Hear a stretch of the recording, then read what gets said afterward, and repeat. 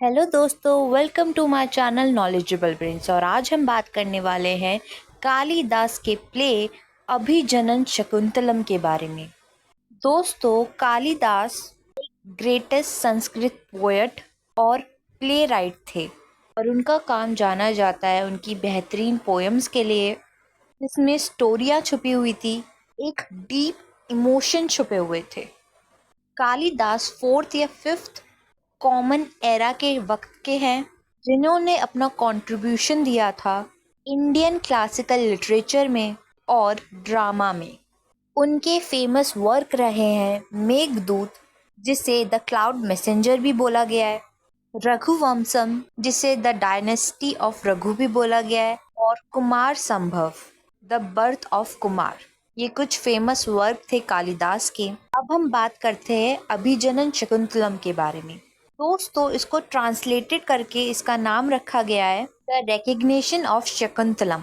Recognition का मतलब होता है किसी चीज की आइडेंटिफिकेशन करना, उसे पहचानना।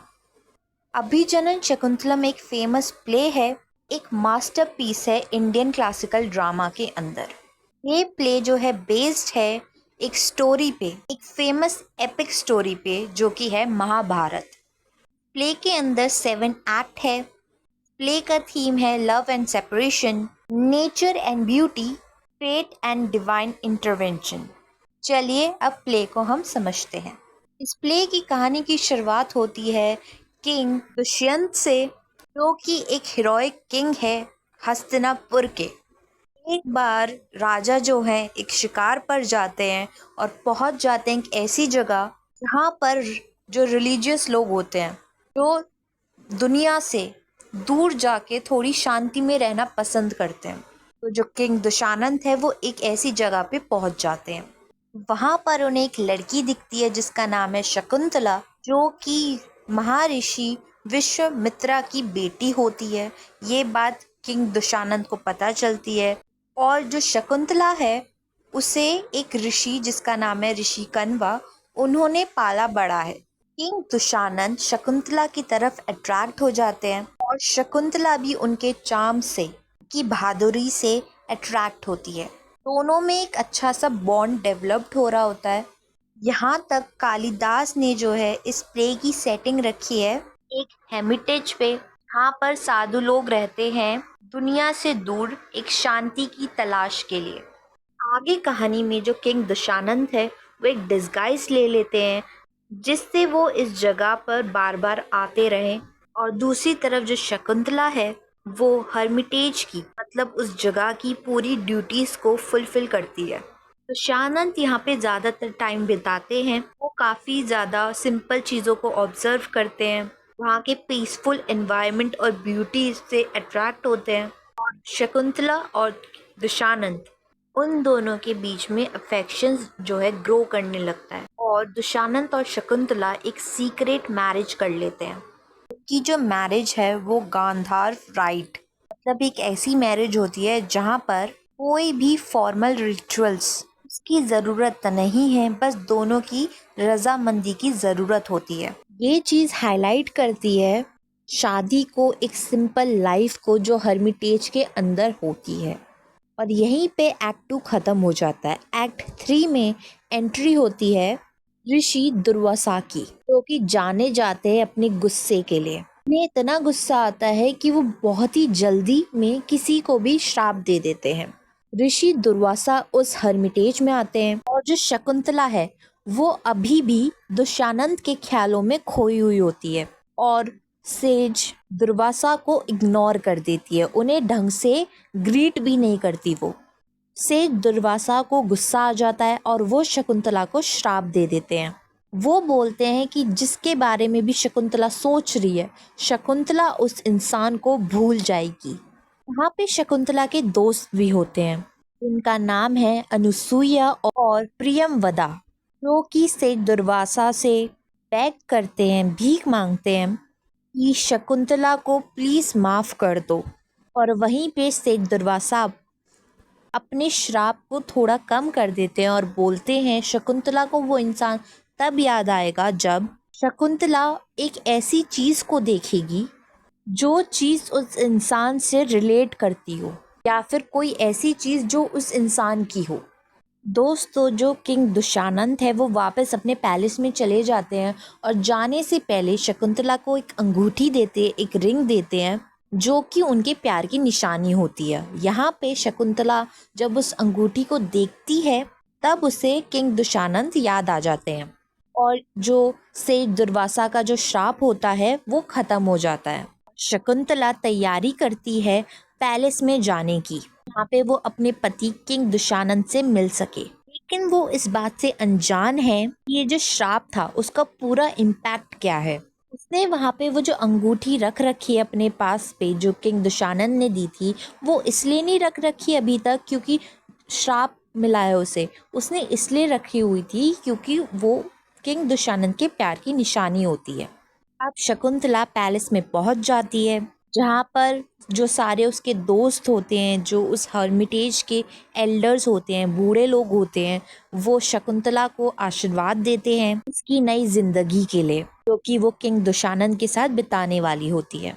अब जो शकुंतला है वो हर्मिटेज से रॉयल पैलेस की ओर एक जर्नी तय करती है। उसके अंदर एक मिक्स इमोशंस होते हैं। वो दुखी भी होती है कि उसे अपना घर छोड़ना पड़ रहा है और खुश भी होती है कि वो अपने प्यार दुशानंद के साथ रह पाएगी। अब जब वो जा रही होती है तो सेठ कनवा और उसके जो फॉस्टर फादर्स होते हैं वो उससे आशीर्वाद देते हैं और शकुंतला वहाँ से चली जाती है। शकुंतला के साथ एक बूढ़ी औरत भी है और कुछ अटेंडेंट्स भी हैं जो कि उसकी एक जर्नी में उसका साथ दे रहे हैं।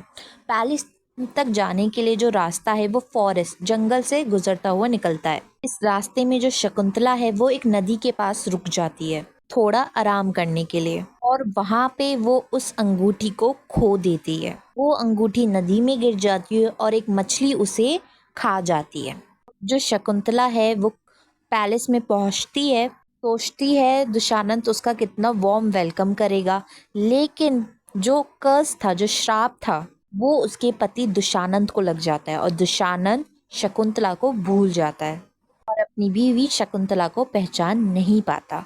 शकुंतला ये सब सोचकर काफ़ी ज़्यादा परेशान हो जाती है राजा के इतने कोल्ड बिहेवियर की वजह से। और जो उस पैलेस के अंदर जो मिनिस्टर्स होते हैं, अटेंडेंट्स होते हैं, वो भी कंफ्यूज हो जाते हैं कि किंग ऐसा क्यों कर रहे हैं।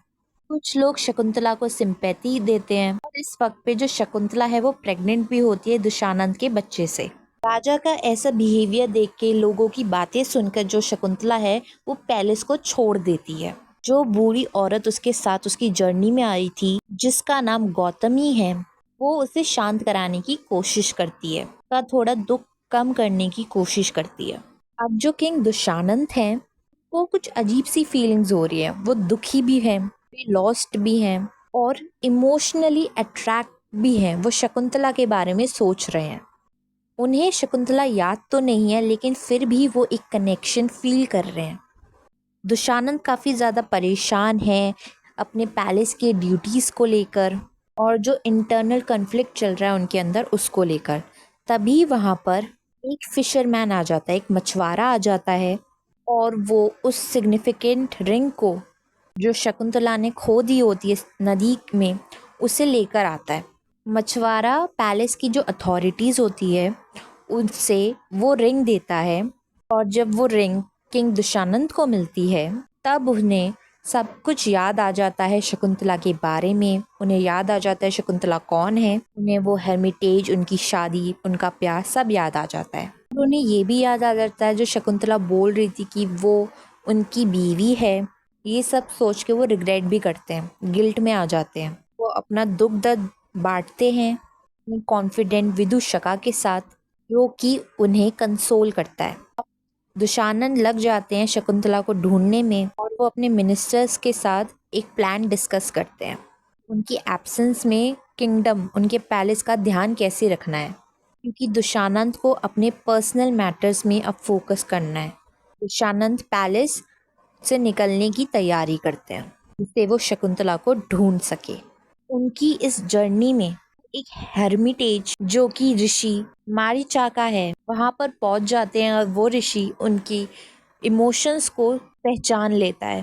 वो एक एडवाइस देता है डिवाइन प्लान के बारे में जो कि इंसानों की किस्मत को गवर्न करता है। दूसरी तरफ जो शकुंतला है वो अपने बेटे के साथ रह रही होती है जिसका नाम है भरत। उसके साथ रह रही होती है अपने पास्ट को भुलाकर। जो भरत है वो एक एक्स्ट्रा ऑर्डिनरी चाइल्ड होता है। शानान ढूंढते ढूंढते उस जगह पर पहुंच जाता है और वो भरत को देखता है जो कि एक शेर के बच्चे के साथ खेल रहा होता है। यहाँ पे दुशानंद भरत के साथ एक अलग सा कनेक्शन महसूस करता है। दुशानंद शकुंतला से मिलता है और अपने इमोशंस को एक्सप्रेस करता है। वो दोनों वापस से मिल जाते हैं। ऋषि कश्यप और ऋषि अदिति शकुंतला और दुशानंद को ब्लेसिंग्स देते हैं। इन दोनों के बीच में काफ़ी सारे चैलेंजेस आए थे, लेकिन उसके बावजूद वो दोनों मिल जाते हैं क्योंकि उनका प्यार सच्चा होता है और यही उस गॉड का डिवाइन प्लान होता है। उन दोनों की किस्मत होती है। गॉड का जो अप्रूवल होता है वो सिग्निफाई करता है कि बुरी सी बुरी जो मिसअंडरस्टैंडिंग्स होती है वो भी रिजॉल्व हो सकती है अगर ऊपर वाला चाहता है तो। शकुंतला, दुशानंद और भरत अब पैलेस वापस चले जाते हैं जहाँ पर वो अपने किंगडम के रोल को निभाते हैं और खुशी खुशी रहने लगते हैं। और यहीं पे कहानी ख़त्म हो जाती है। दोस्तों, आई होप आपको कहानी समझ में आई हो। और वीडियो देखने के लिए हमारे चैनल को लाइक करें, शेयर करें और सब्सक्राइब करना ना भूलें। Thank you.